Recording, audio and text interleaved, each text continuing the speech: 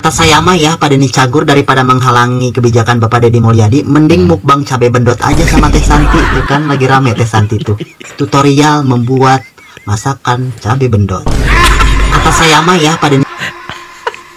Sebenarnya saya mau tanya nih ya, para artis yang jadi anggota dewan. Siap.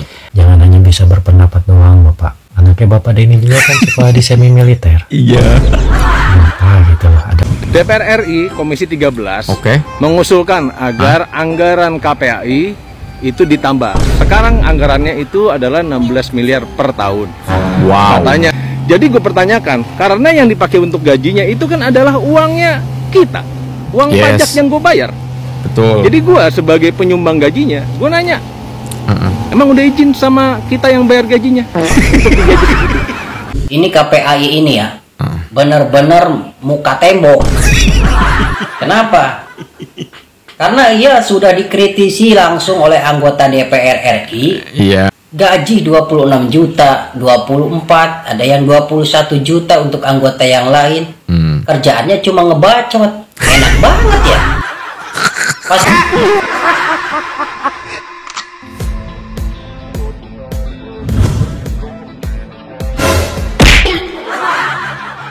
Halo guys, assalamualaikum warahmatullahi wabarakatuh. Selamat datang lagi semuanya para pemirsaku yang budiman, yang cantik, yang ganteng, dan cetar membahenol. Gimana kabar teman-teman ya? Semoga kalian tuh sehat selalu dan semoga kalian tuh rezekinya selalu bertambah. Amin guys ya. By the way, seperti biasa mungkin topiknya akan menjadi gaduh-gaduh. Yang pertama adalah terkait dengan Denny Cagur. Netizen kan udah pada ngulik nih kan. Ternyata dia pernah memasukkan anaknya ke barak militer gitu. Gua harap sih ada statement gitu ya. Ternyata masih belum ada. Nah, topik yang keduanya adalah masih di lembaga yang satu ini, yaitu KPAI. Yang gue dengar pada saat ini ternyata info terbaru ya, bahwa lembaga yang satu ini akan ditambahkan anggarannya oleh Komisi 13. Pasti kalian kaget ya. Di saat warga ya, mungkin khususnya mungkin Jawa Barat dan juga beberapa para netizen di luar Jawa Barat juga mempertanyakan tentang kinerja lembaga yang satu ini, yang menurut gua belum terasa banget ya di tingkat-tingkat daerah, khususnya di masyarakat gitu ya, di kampung-kampung lah ya gitu. Dan banyak sekali netizen yang mengkritisi tentang kinerja dengan lembaga yang satu ini. Tapi justru ya, anggaran mereka ini akan ditambah.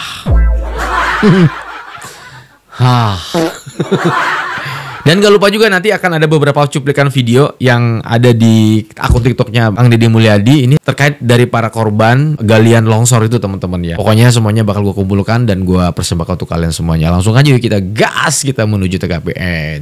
Play. Kalau ngaku Siliwangi, bener lah Siliwangi yang bener, jangan pakai ikat cuma putih saja. Dalamnya masih Kurawa, jangan. Wah, ngeri sekali Bapak ini. Benar Siliwangi. Jadi Kang Deddy itu jangan dibiarkan sendiri. Jangan untuk pastinya. Wow, ngeri sekali. Jadi sebetulnya warga ini sudah pernah memohon ya kepada pihak-pihak terkait agar lokasi ini ditutup ya. Tapi ternyata sampai sekarang masih buka. Karena kan kita tahu di dalamnya kan pasti ada LSM lah, ada birokrat lah, ada segala macam gitu ya. Jadi ya begitulah. Saya istrinya Pak Sarwa punya anak berapa? Pak Sarwanya meninggal? Iya. Sudah diketemukan? Sudah hari Jumat. Oke. Ini istri korban ya? Anaknya Pak Sekda tolong catetin ya. Nanti anak-anaknya disekolahin sama saya ya, dibiayain ya. Wow. Ya, nanti dibiayain sama saya. Sedih ya. Ibu tenang aja sekarang, sudah dimakamkan? Sudah. Nanti segala sesuatunya nanti kita bantu ya. Pertanyaannya adalah dari perusahaan sudah ada apa? Dari Kopontrennya sudah ada bantuan? Enggak ada sama sekali. Santunan enggak ada. Belum ada yang itu. Oke. Ini Neng, apa siapa? ya? Pas tahan ya udah begini. Yang ininya meninggal siapa? Iya, mamahnya di rumah. Oh, di luar. Neng masih sekolah? Di mana sekolahnya? SMP. Nanti sekolahnya jangan khawatir ya. Nanti kita tetap sekolahin ya. Ya. Ya. Nangis Nanti lagi rajin aja. sekolah ya. Nggak usah takut nggak sekolah. Kamu tetap sekolah. Ya. Ibu, Nangis lagi aja. yang siapa yang meninggalnya? Suami. Meninggalkan berapa anak? Dua. Ada yang masih sekolah? Banyak banget berarti korbannya ya. Anaknya tanggung jawab saya ya. Tapi udah diketemukan. Sudah. Sebagai apa di situnya? Sopir. Sopirnya lagi beli apa kerja di situ? Kerja di sini. Oh, berarti pegawai di situ. Sopir truk. Anak buahnya siapa? Abdul Karim. Pak Abdul Karim. Pak Haji Abdul itu. Karim. Ada santunan? Sampai sekarang nggak ada santunan. Ini adik. Siapa yang meninggal? Bapak. Kamu sekolah? Di mana? SMA kan. Kamu tetap. Ini adik. Tetap sekolah ya? Ya, tetap sekolah ya. Ya. Mamanya ada di luar. Kamu tetap sekolah ya. Nanti bapak yang nanggung biaya sekolahnya. Ya. Kamu ujian besok. Jangan terganggu ya. Ya. Oke. Full video kalian bisa nonton di channelnya Kang Deddy Mulyadi, atau kalian juga bisa mampir di TikToknya beliau, teman-teman. Kesimpulannya adalah ketika kita nonton video ini, tanggap sigap seorang gubernur ya, ini menurut gua apresiasi yang sangat luar biasa. Jadi nggak cuman datang ke lokasi, lakukan tindakan misal kayak penutupan, oke lah, berat, kasih sanksi, des, masalah selesai, kemudian udah cabut gitu kan. Mungkin sisanya diselesaikan oleh jajarannya lah, misal kayak bupatinya atau segala macamnya gitu. Kalau menurut gua ini sesuatu hal yang sangat luar biasa. Jadi semuanya ditangani, just ya, gubernur langsung menginstruksikan kepada jajarannya, kamu urus ini, kamu urus ini, kamu urus ini, dan akhirnya semuanya selesai. Ya, lokasi ditutup, ya, pihak pengelola juga ditangkap, dan ada 2 orang kalau nggak salah ya, gue nggak tahu dengan siapa tuh yang satunya gitu ya. Kemudian para korban pun dikumpulin gitu ya, keluarga-keluarga korban dikumpulin, kemudian semuanya langsung dipertanggungjawabkan. Walaupun memang kita tahu semuanya tetap melalui anggaran pemerintah gitu ya, tapi paling tidak ini adalah sebuah tindakan cepat sebagai seorang pemerintah. Wah, wajar sih kalau misalnya stabilitas ya, kepuasan masyarakat menjadi urutan yang paling tertinggi Jawa Barat, itu ya wajar ya, karena ya kerjanya emang begini, satset gitu.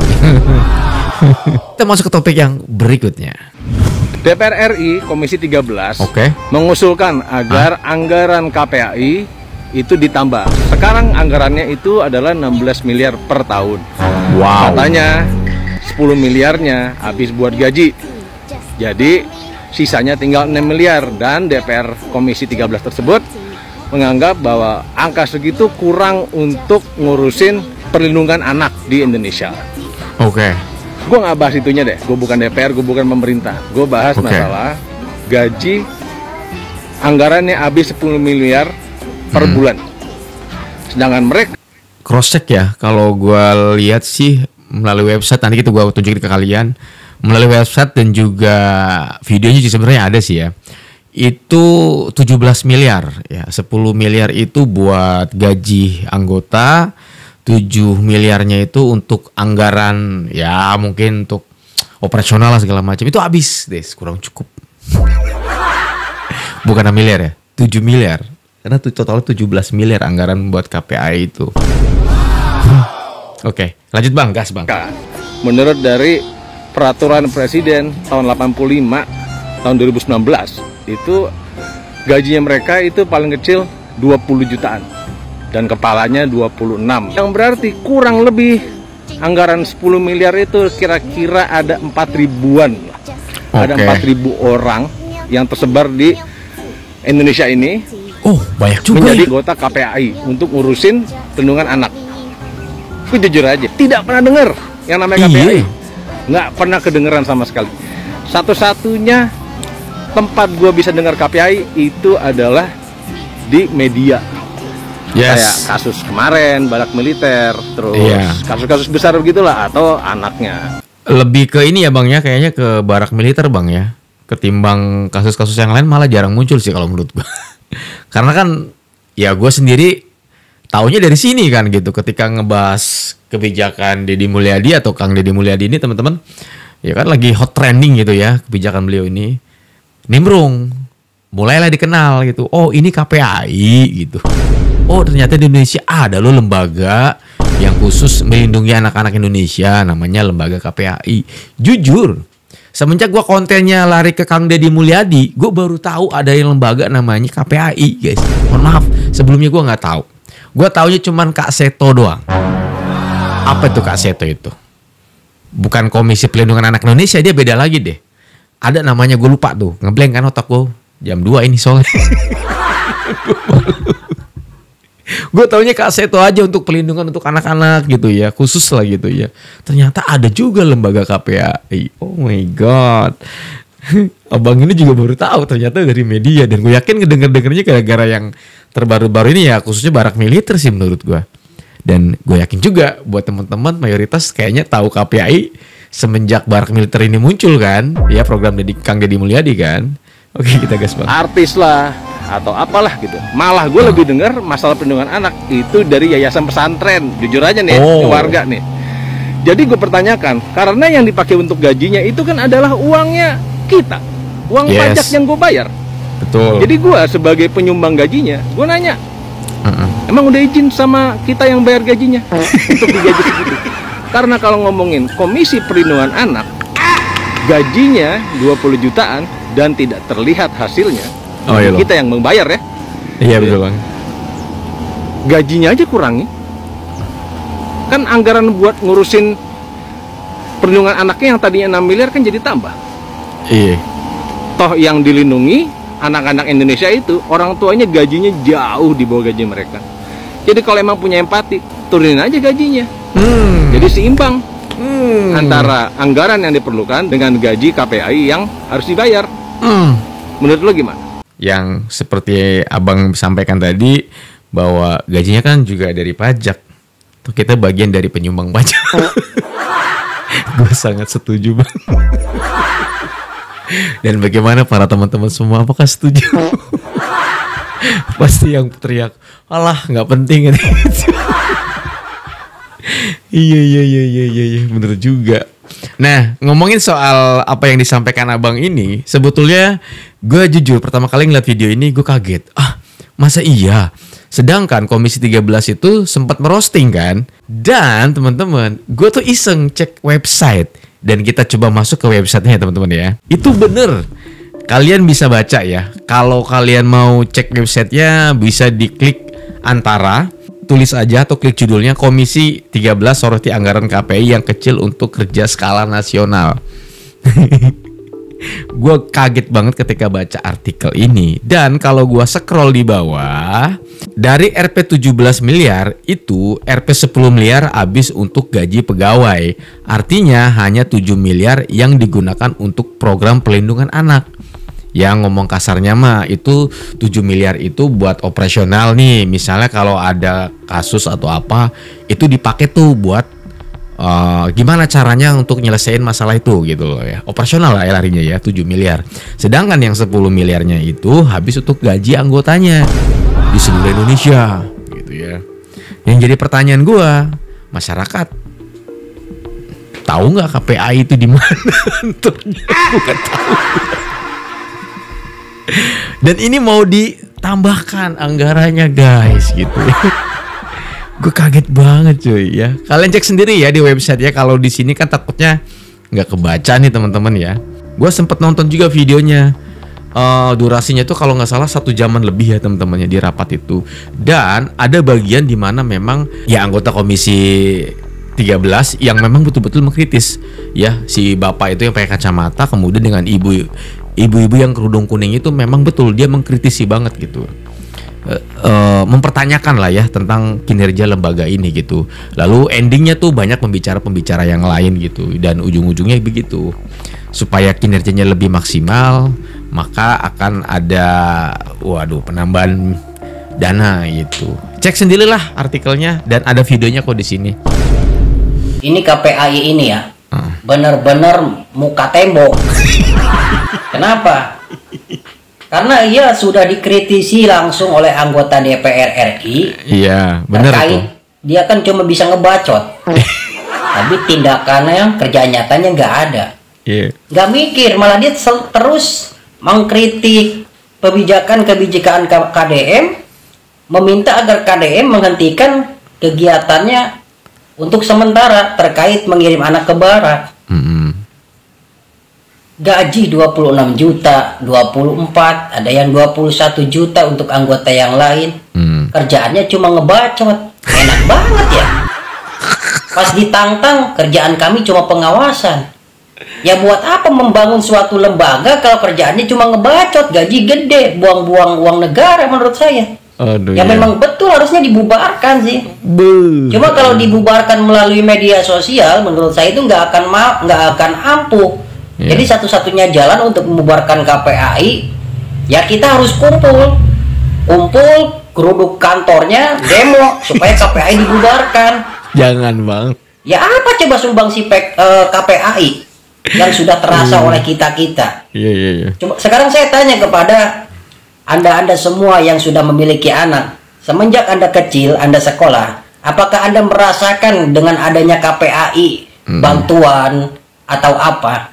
Semenjak saya kecil ya, waktu sekolah SD saya hidup susah, sekolah sepatu pun pada bolong, saya tidak merasakan itu adanya KPAI. Ya. Saya terbantu atau gimana dengan adanya KPAI? Nggak ada, saya nggak merasakan dampak apapun dengan adanya KPAI. Ya memang harus dibubarkan saja sih menurut saya. Wow. Lembaga-lembaga yang nggak jelas cuma bisa ngebacot. Harusnya dia itu bikin semacam yayasan, sekolah atau panti asuhan apalah. Jadi ketika ia mengkritisi kebijakan orang lain, dia punya pembanding. Ini yang sudah saya lakukan selama puluhan tahun. Ini kerja nyata kami. Kami bukan cuma mengkritisi, tapi kami ada aksi kerja nyata. Ini buktinya. Udah berapa ribu orang kami tolong, anak yatim piatu misal, atau orang-orang jompo, orang-orang susah. Begitu baru ketika Anda mengkritisi, Anda punya pembanding. Ini Anda mengkritisi ngebacot doang, pembandingnya nggak ada. Buat apa? Nih abang ini ngomongnya sepele tapi tajam banget ya. Aduh. Ditambah bang anggarannya sekarang bang, ya untuk biaya operasional kali ya, biar pengawasannya lebih luas kali ya. Beliin aja CCTV.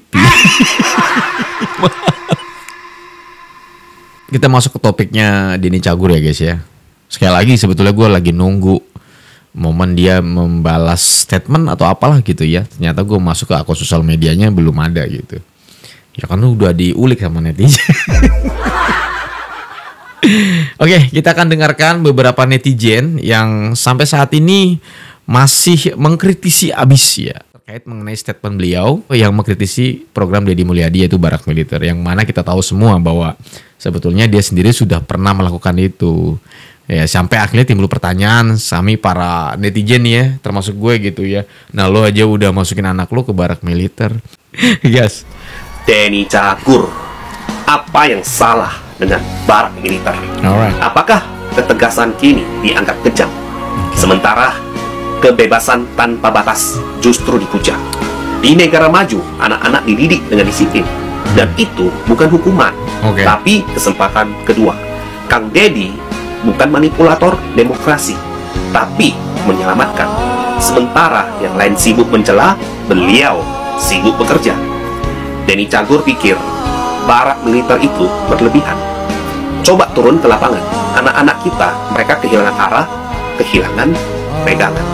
Dan Kang Deddy Mulyadi hadir bukan dengan teori, tapi aksi. Beliau bukan hanya kritik dari balik meja. Beliau masuk ke kampung, menyapa, mendengar, bahkan menggendong luka yang terabaikan. Denny Cagur tanya, mana kurikulum TNI? Saya tanya balik, mana solusi konkret dari sampean? Lucu-lucuan enggak bisa jadi tameng, buat asal ngomong. Disiplin itu bukan kekerasan, tegas itu bukan kejam, tapi diam di zona nyaman sambil nyinyir, itu yang sesungguhnya kejam. Wow. Anak-anak ini bukan butuh kasihan, mereka butuh pembentukan karakter. Sebelum mereka jadi korban sistem atau jadi pecundang di masa depan. Anak-anak ini bukan masalah, mereka korban dari mereka yang nyinyir. Lucu di TV, tapi bisu saat rakyat butuhkan. Kalau kamu percaya anak nakal bukan untuk dihukum, tapi dibentuk, tulis di komentar aku bersama Kang Deddy dan bantu viralkan suara rakyat kecil. Kang Deddy bukan kasih kata-kata, tapi kasih kesempatan. Kamu tim yang mana? Tim suara lucu yang banyak bicara atau tim pemimpin yang tetap bekerja? Tulis di komentar. Keren banget abang kita ini guys. Kata saya mah ya, Pak Denny Cagur daripada menghalangi kebijakan Bapak Deddy Mulyadi, mending mukbang cabai bendot aja sama Teh Santi, ya kan lagi rame Teh Santi tuh. Tutorial membuat masakan cabai bendot. Kata saya mah ya, Pak Denny.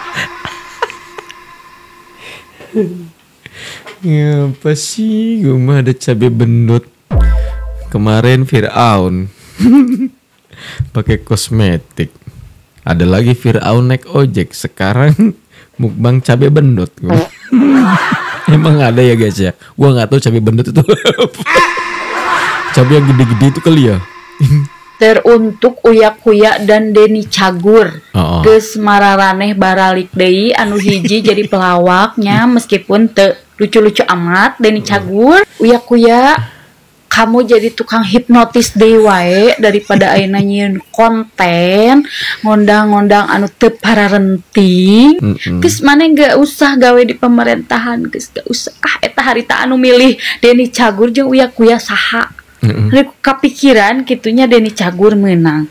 Heueuh sih Denny Cagur ti daerah urang KBB, tapi saha kitunya nu milih eta. Naon atuh Denny Cagur maneh apal naon? Dongna pilihan keur nyoblos murunya. Kata dia, ini translate nih gue ya, karena banyak yang komplain bang translate dong kalau ada yang ngomong Sunda.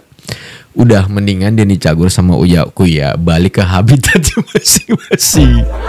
Kalau Denny Cagur itu misalnya komedian gitu, udah kamu ngelawak aja. Sedangkan Uya Kuya mendingan kamu balik hipnotisan lagi aja gitu.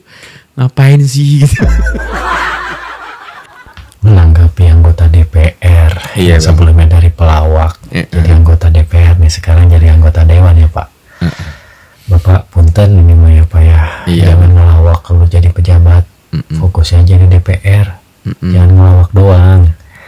Ini kebijakan tuh udah jelas Pak, soal barak dan lain sebagainya. Sebenarnya saya mau tanya nih ya, buat para artis ini yang jadi anggota dewan. Siap. Nggak semuanya sih yang jelek gitu loh. Minimal gitu loh, datang gitu, ngecek langsung situasi kayak gimana. Jangan hanya bisa berpendapat doang Bapak Denny. Dan dengar kalau nggak salah ya, anaknya Bapak Denny juga kan sekolah di semi militer. Iya. Kenapa gitu loh, ada pemikiran untuk dikaji ulang mengenai barak. Dan kalau itu dihentikan, itu gimana konsepnya? Itu udah bagus loh Pak, rakyatnya banyak yang setuju. Punten ya Pak ya.